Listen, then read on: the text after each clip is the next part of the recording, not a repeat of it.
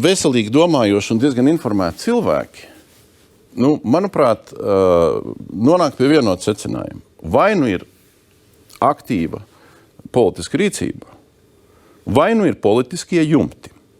Tas nozīmē, ka ir konkrēti cilvēki, kas ļauj notikt dažādām sarunāšanām, sakārtošanām, krāpšanām, zakšanām un saucam kā gribam.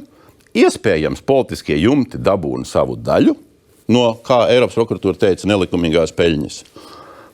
Iespējams, ne visi, iespējams, daži. Un ripo viss tālāk un auditi aiziet arhīvā un tam līdzīgi. Es nezinu, par ko jūs runājat tieši.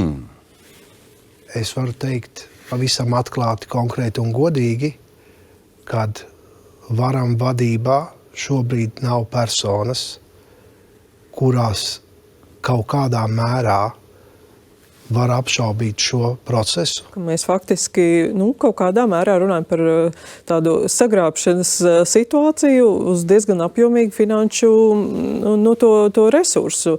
Un es baidos, ka ar vienu auditu vienā vai otrā mazā stūrītī mēs to sistēmu droši vien neuzlauzīsim un ir vajadzīgi kādi radikālāki soļi. Un tas ir jautājums, uz ko mēs esam gatavi, varbūt kā valsts beidzot noreaģēt. Iespējams, ka tas nav tikai digitālās attīstības aģentūra, iespējams, ka mums vajag pa visu perimetru valsts iestādēm šāda veida izvērtējumu veikt, beidzot salikt kopā visus tos mainīgos un izdarīt kaut kādus radikālākus soļus. Es tiešām ļoti paļaujos uz tiesību sargājušām institūcijām, lai tirgus attīrās un lai mēs kā aģentūra varam pildīt savus pienākumus. Mums ir ļoti daudz uzdevumu uzdot digitālajā jomā. Bez iepirkumiem mēs neiztiksim, jo mēs paši neprogrammējam.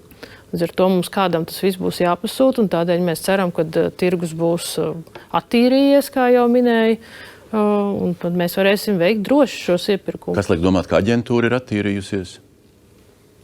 Man nav tādu aizdomu par saviem kolēģiem. Jums nav aizdomu?